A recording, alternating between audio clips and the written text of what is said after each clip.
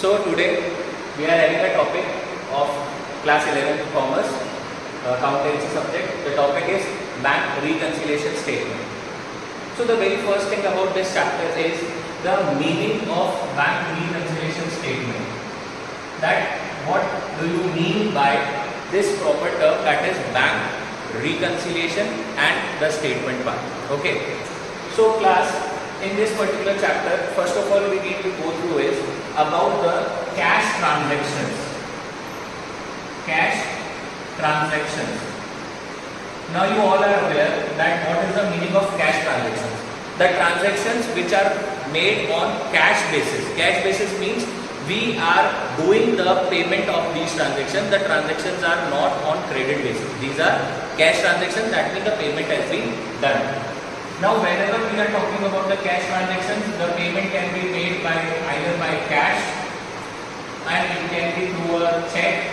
That means you are talking about the banking transactions now. So in this whole chapter, first of all you need to remember is that we are only talking about these transactions which are made through bank. Payment करना है लेकिन cash के through नहीं. जितना भी payment आप bank के through कर रहे हो, सिर्फ उन्हीं ट्रांजैक्शंस को यहाँ पर हमें वर्कआउट करना होता है. Okay. Now when we talk about the bank transactions, the major part is about its recording. कि इसकी रिकॉर्डिंग कौन कर रहा है और कैसे कर रहा है. तो ये बैंक ट्रांजैक्शंस की रिकॉर्डिंग हम दो जने करते हैं. The bank transactions are recorded by two different entities. The very first is we ourselves, the owner, and the second entity is your bank, the banking organizations. Okay. यानी कि हमारे transactions की रिकॉर्डिंग हम खुद तो करते ही हैं, साथ में बैंक भी उन ट्रांजैक्शंस को रिकॉर्ड करता है ताकि कोई भी कंफ्यूजन क्रिएट ना हो. जब भी हम लोग बैंक से कोई भी सेटलमेंट मांगे, कोई भी हिसाब मांगे, तो कोई कंफ्यूजन नहीं होना चाहिए. Okay. Now the point is हम कहाँ पे रिकॉर्ड करते हैं, where we record. Okay. So we record these transactions in a cash book bank column. Bank के ट्रांजैक्शंस को हम लोग रिकॉर्ड करते हैं कैश बुक के बैंक कॉलम में. ओके. और यही ट्रांजैक्शंस बैंकिंग ऑर्गेनाइजेशंस रिकॉर्ड करते हैं पासबुक में. पासबुक के अंदर पहले भी सुना होगा आपने पासबुक के बारे में. ठीक है.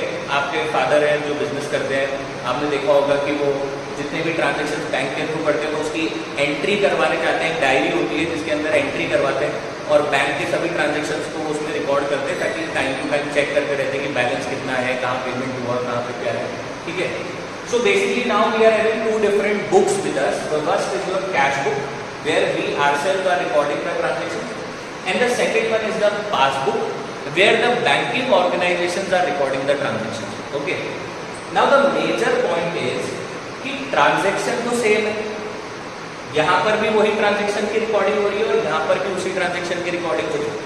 So whenever we are talking about its balance और द एंट्रीज, जब हम इसकी एंट्रीज के बारे में या इसके बैलेंस के बारे में बात करते हैं तो ये बैलेंस सेम होना चाहिए कि नहीं होना चाहिए, सिमिलर होना चाहिए.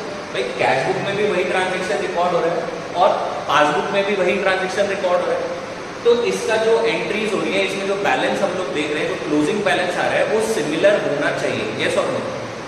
लेकिन कई बार वो सिमिलर नहीं हो पाता, सेम नहीं रह जाता. अब सेम नहीं है, डिफरेंस आ रहा है. कैश बुक अलग बैलेंस शो कर रहा है बैंक का और पासबुक अलग बैलेंस शो कर रहा है बैंक का. So in that case to reconcile these two books, to reconcile का मतलब होता है इन दो बुक्स को आपस में मैच करवाना, इनकी एंट्रीज को आपस में मैच करवाना और जो डिफरेंस उसके अंदर आ रहा है उस डिफरेंस को कैलकुलेट करना और उसे करेक्ट करना. ये होता है रिकंसाइल. ओके.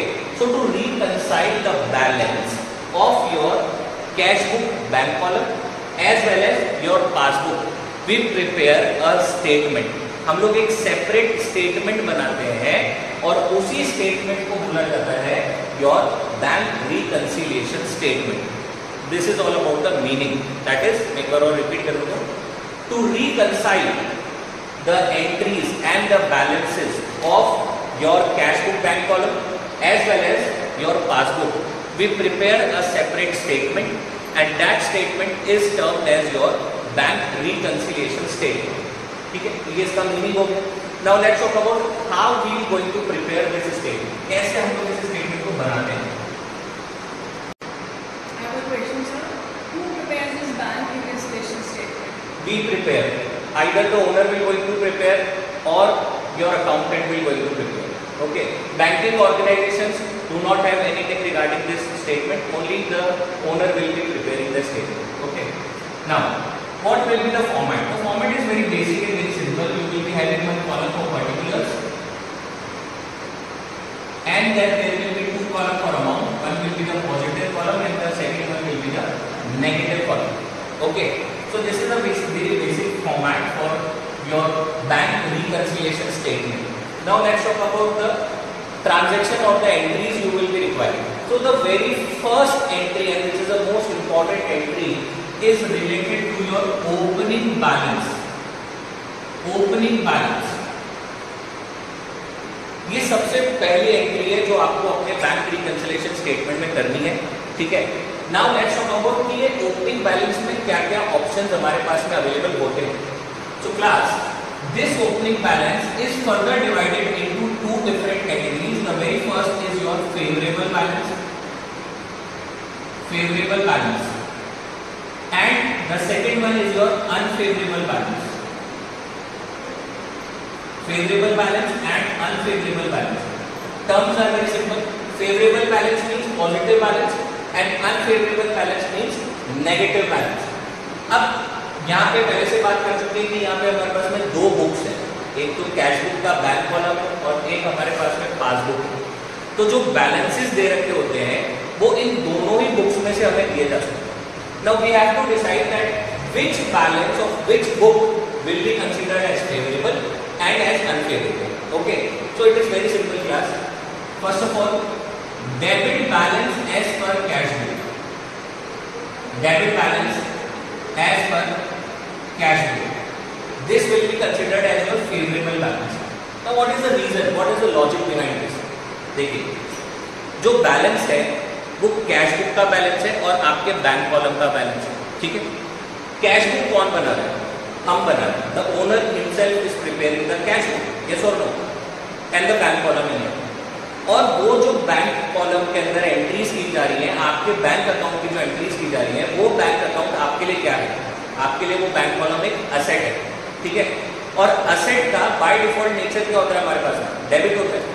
तो इसका मतलब अगर debit balance as per cash book, जो हमारी खुद की बुक है, हमारी असेट का बैलेंस वो बता रहा है, तो अगर debit balance as per cash book देता है तो वो क्या हो जाएगा आपके पास? It will be considered as favourable. Now the second favourable balance will be credit balance as per passbook. Now this is the most interesting part of this particular chapter. Listen to me very carefully. Debit balance as per cash book. Cash book आप बना रहे हो, आपकी account है, asset है, लेकिन आपका bank account जो आपके लिए असेट है, वही बैंक अकाउंट बैंकिंग ऑर्गेनाइजेशंस के लिए बन जाता है liability. Why? Because the bank is liable to repay the amount which is available in your bank account. तो आपका बैंक अकाउंट आपके लिए तो असेट है, डेबिट बैलेंस हो गया, और वही बैंक अकाउंट बैंक के लिए क्या है? It is a liability. ठीक है. और वो बनाते किसमें? किसमें रिकॉर्डिंग करते हैं? पासबुक में. तो लाइबिलिटी का नेचर होता है हमारे पास में credit. That is the reason कि credit balance as per passbook में क्या हो जाएगा? आपका फेवरेबल बैलेंस हो जाएगा, यानी कि पॉजिटिव बैलेंस हो जाएगा. Alright. Now let's talk about the unfavourable balance. तो इसका अपोजिट आप देख लीजिए, जैसे credit balance as per cash book, this will be considered as your unfavourable. And similarly debit balance as per passbook, this will be also considered as an unfavorable, that is your negative balance. One more thing is there, class. Many a times you will be getting a word name as overdraft. Overdraft, OD limit. हम लोगों ने पहले भी देखा हुआ है इस word को. OD लिमिट होती है. जिनके बिजनेस रिकॉर्ड्स अच्छे होते हैं, जिनके करंट अकाउंट्स अच्छे होते हैं, उनको बैंक OD लिमिट दे देता है, ओवरड्राफ्ट लिमिट. तो अगर ओवरड्राफ्ट बैलेंस लिखा हुआ है, चाहे डेबिट बोले चाहे कुछ भी, ओवरड्राफ्ट वर्ड आ गया, तो इट मींस वो भी क्या है? नेगेटिव बैलेंस है. Is it clear? सो ये तो हो गया क्लास हमारे पास में ओपनिंग बैलेंसेस से रिलेटेड इंफॉर्मेशन, जहां से हमारा बैंक रिकंसिलिएशन स्टेटमेंट स्टार्ट होता है। Okay, now let's move further कि आगे कैसे रिकॉर्डिंग होगी। उसके लिए क्लास हम लोग एग्जांपल्स पे वर्क करेंगे। Will go through the example.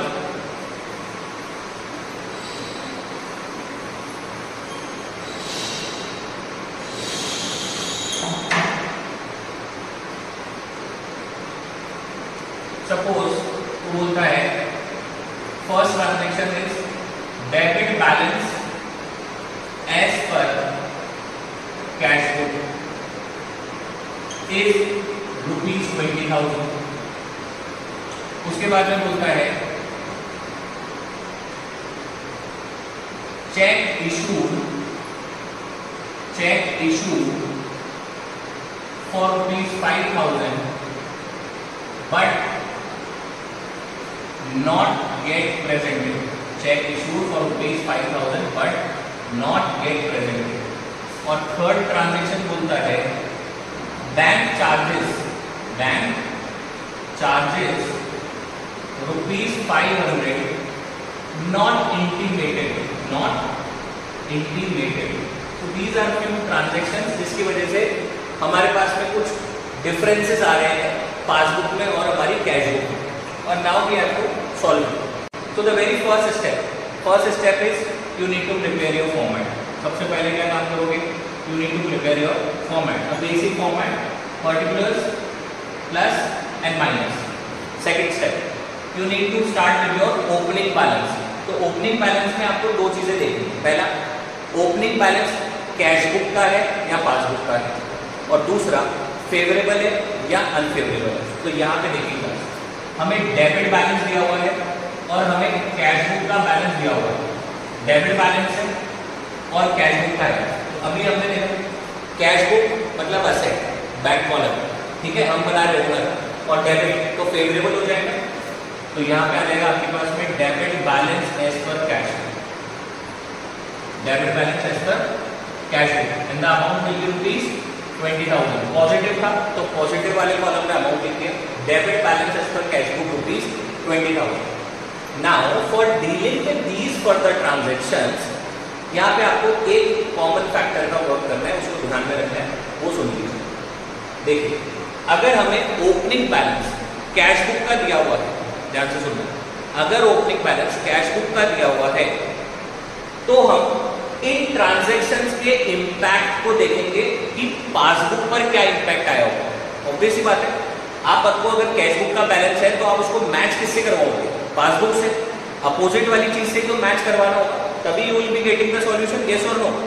So for getting the solution about these, what we need to work out is that we need to check the implication of these transactions on the passbook, कि passbook पर क्या इसका impact आता है। तो very simple, अगर cash book का opening balance है तो आपको पासबुक पे इंपैक्ट देखना है, पासबुक से मैच करवाना है, और अगर आपको पासबुक का ओपनिंग बैलेंस दे रखा है तो आपको कैश बुक से मैच करवाना है, just opposite. Okay, alright. So check issued for ₹5,000 but not yet presented. हमने एक चेक इशू करा ₹5,000 का, और हमने, अब देखो, जैसे हमने चेक इशू करा तो कैश बुक में तो उसकी एंट्री हो गई होगी या नहीं होगी? भाई आप चेक इशू कर रहे हो तो आपने अपनी कैश बुक के बैंक कॉलम में एंट्री कर दी होगी, यस और नो? मतलब आपने अपनी कैश बुक के बैंक कॉलम को माइनस कर दिया होगा, आपने अपनी बैंक अकाउंट को कम कर दिया होगा। एग्री करते हैं इस बात पे? ओके। लेकिन जिस पार्टी को आपने चेक इशू करा, that cheque is not been presented till yet, मतलब उस पार्टी ने चेक को अभी तक भी अपने बैंक में अप्लाई नहीं करा है, लगाया ही नहीं है क्लियरिंग के लिए। अब एक बात सुनिए, जब तक बैंक से पैसा नहीं निकल जाता तब तक पासबुक में तो एंट्री नहीं होगी, यस और नो? आपके पास से चेक चला गया तो आपने तो पेमेंट कर दिया, आपने अपनी कैश बुक में पेमेंट को रिकॉर्ड कर दिया, यस और नो? लेकिन पार्टी ने जब तक बैंक में प्रेजेंट नहीं करा तब तक वहां से बैंक से पैसा नहीं निकला है, तो पासबुक में अभी भी एंट्री नहीं हुई है। तो इन सिंपल आपकी जो कैश बुक है वो आपने तो कम कर दिया है, but as per the passbook अभी भी बैलेंस बढ़ा हुआ चल रहा है, पासबुक अभी भी बढ़ी हुई चल रही है। और हमें मिलाना किससे है? पासबुक से। हमें पासबुक का ही इम्पैक्ट देखना है यहाँ पे। तो अगर हमारी पासबुक बढ़ी हुई चल रही है तो इस स्टेटमेंट को भी हमें क्या करना है? बढ़ाना है। Now listen to be very carefully class, ये जो भी प्लस माइनस हम करते हैं ये ना तो कैश बुक में हो रहा है ना ही पासबुक में हो रहा है। This is not in cash book and not in passbook. These addition and subtraction is being applied in a separate statement so that we can get the conclusion and we can match the cash book and the passbook. This is the most important point. क्योंकि student हमेशा यहीं पे गलती करते हैं कि passbook को बढ़ा दो या कैश बुक को कम कर दो। तो पासबुक और कैश बुक को कुछ भी नहीं करना, जो करना है इस स्टेटमेंट पे करना है। Okay, passbook and cash book is only the basis. जैसे अभी पासबुक हमारी बढ़ी हुई चल रही है और कैश बुक हमारी कम हो चुकी है, मिलाना हमें पासबुक से है तो यहाँ पर भी प्लस साइड पे कितना आ जाएगा? 5000 rupees will be the amount and entry in the particular column will be check issued but not presented. This is just a summary, whatever we are writing in the particulars, this is just a summary. Okay, so this was the first transaction, this was second, and the next bank charges rupees 500 not intimated.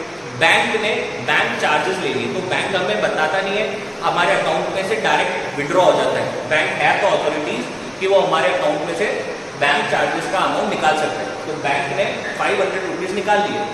अब passbook आपकी कम हो चुकी है, आपके पास information नहीं है, cash book में आपने कोई रिकॉर्डिंग नहीं करी इस चार्जेस की, तो as per the cash book आपका बैंक कॉलम अभी भी कम बढ़ा हुआ चल रहा है and as per the passbook आपका बैंक कॉलम जो है वो कम हो चुका है। मिलाना किससे है? पासबुक से। तो अगर पासबुक कम हो चुकी है, बैंक कॉलम अगर पासबुक में कम हो चुका है तो इस स्टेटमेंट में भी क्या करेंगे? माइनस कर देंगे। तो माइनस पे आ जाएगा 500 और पर्टिकुलर्स में आ जाएगा bank charges not intimated. Simple. Okay, so in this manner you have to make the recordings. Now the last part is how we have to close. इसको बंद कैसे करते हैं?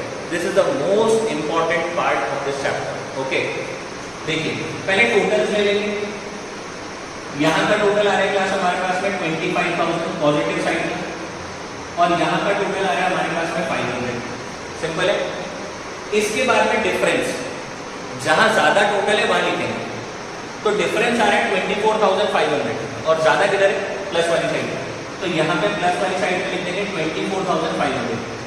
Please make sure that you are writing the difference on the column which is already greater. Match कराना नहीं है यहाँ पे कि वहां पे कम पड़ रहा है तो वहां पे लिख देंगे, बैलेंस नहीं है। ठीक है, जहां ज्यादा होगा वहां लिखेंगे। Now the other important thing, इसको बोला क्या जाए? ये क्लोजिंग बैलेंस है ना, जैसे ओपनिंग बैलेंस था debit balance as per cash book, वैसे क्लोजिंग भी आना है। अब ध्यान से सुनना, हमें मिलाना किससे था? पासबुक से। तो इसका मतलब ये जो बैलेंस आया होगा, this is your balance as per passbook. Yes और no? Balance as per passbook.